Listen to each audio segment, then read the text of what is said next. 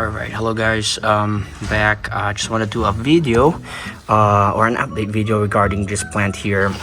It's my vanilla orchid. I got this from Andy's Orchids a month ago, or more than like maybe around 6 weeks ago. I received it on the 3rd of August, and today is September the 23rd. So a lot of things happened on this plant in just that time frame, and it really liked the conditions that it's in. And just like whenever I do a video or an update video regarding my plants, I just want to show you guys where this plant is located, so you guys will have an idea of its conditions. The temperature is 74 Fahrenheit, 71% humidity. It's around 74 earlier, but I opened the grow tent, so it went down. But yeah, let me take this off here. But it really likes the area here because it's very humid, and it still has bright light going through it, but it's indirect. So yeah, let me pull it out and let's talk more about it. And I'll add more of this pole here because it's getting it got a bit longer now.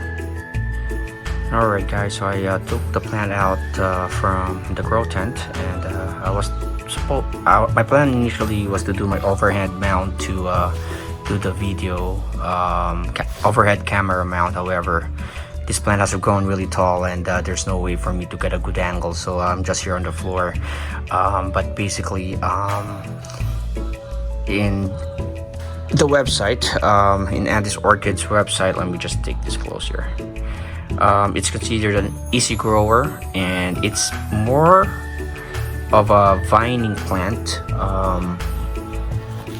Yeah, it's more of a vining plant rather than like an actual orchid grow, like how an orchid grows.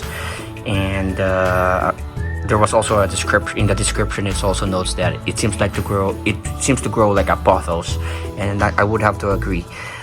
In just a span of nearly 7 weeks, close to a month, so 7 weeks, this plant has grown a lot. And at first I didn't notice any changes, but then I guess once it adapted, it liked the high humidity in the grow tent, the bright indirect light. And I only water this once a week because, again, it's a high humidity. In the location where it's at is the temperatures around the 72, 73, so it doesn't dry out. Here's the pot. Just want a close look here. The substrate, when I took this out of its original pot from Andy's Orchid, so I'll show you a quick picture of how it arrived. It's actually on a bamboo sticks to hold the vine in place, but the substrate, the first inch or first half inch was sphagnum moss, sphagnum moss. And you can see here moss has also grown in this area, but most of it is perlite. So I was surprised. Perlite and some orchid bark,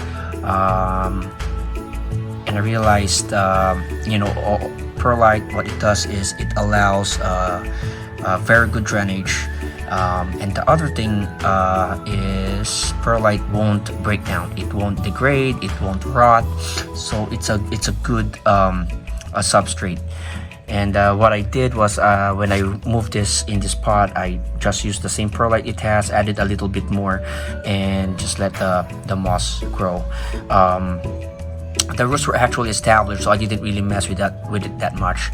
But now I have this moss pole alternative that I did a video about. I just filled this with some of the orchid bark, and in here are the sphagnum moss. Yeah, sorry about that.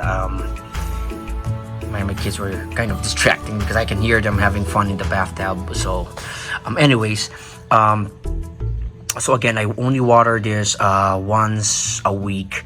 I totally flush this with water, rainwater, and but every other day I spray this again with rainwater, just like all my orchids, filtered rainwater.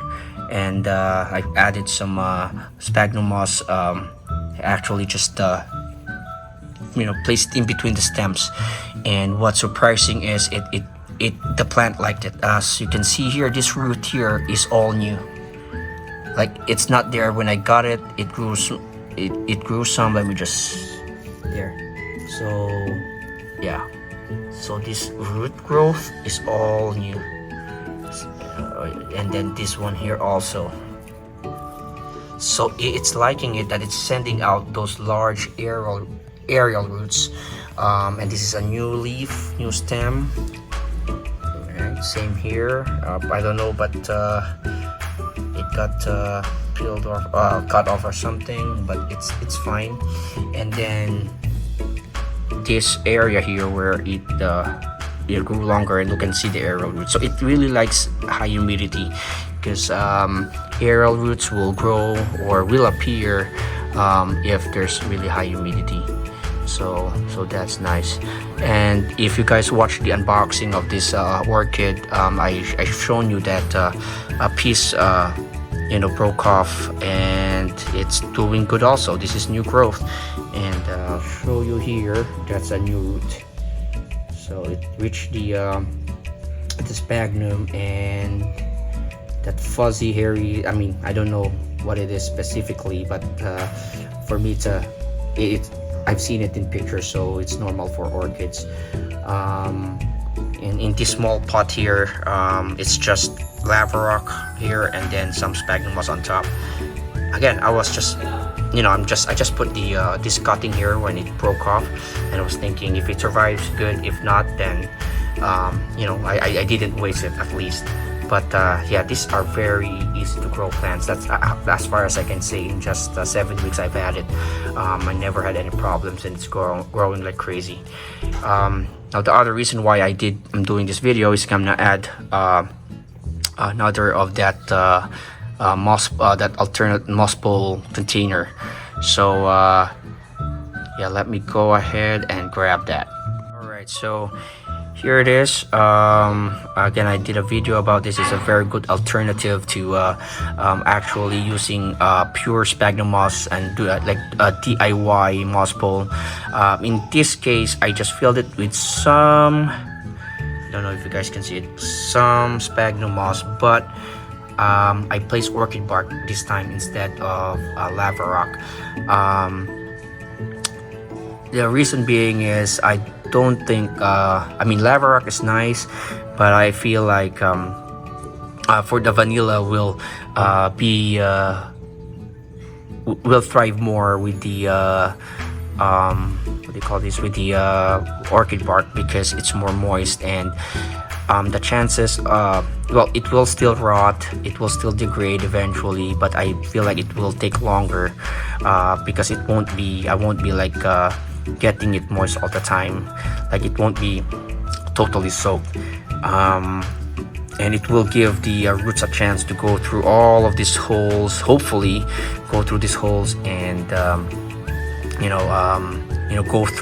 grow through it.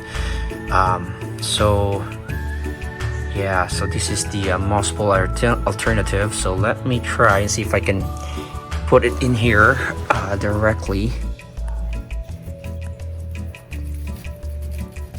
Let's see. All right, that worked. Very easy. It's just not standing really well. I'm just gonna let this plant grow all the way on the top, and then my plan is when I get my plant, I plan to get a bigger, a taller grow tent. What I will do is my plan is I will let it grow up here, and then on the grow tent, because I will also place those like those garden wires like I did in this one with this grow tent, that I'll do the same thing and let it grow up, and maybe guide it down and make it like sort of like zigzagging to take advantage of the height and the overall area of that grow tent. At least that's my plan. From what I've read, from what I watched, and what I've researched about vanilla is it needs to grow to a certain length before it finally decides to flower. So that is what I'm gonna do. I'm gonna let it grow tall, long, and hopefully in the grow tent it will grow. It will grow and bloom, and I will try to see if I can pollinate them and then have my own vanilla beans. But basically what I'll do here, okay, here, let's see if I can guide it here. There you go. And here. All right. So yeah, this is just a quick update regarding this vanilla orchid. I'm really enjoying this plant. To see it grow that fast, it really grows like a pothos, not just in the way it looks, but also by how easy and adaptive it is to the conditions I have. So yeah, I'll definitely do another update when this plant gets more established. I mean, in just 7 months it did really well, so I'm hoping that it will continue the momentum of its growth. So again, please hit like and subscribe. Again, thank you for subscribing, and this is one of those few rare moments that I'm able to do a video with my without my kids literally behind me and distracting me. But yeah, I appreciate again your patience, and yeah, have a good one. Thank you.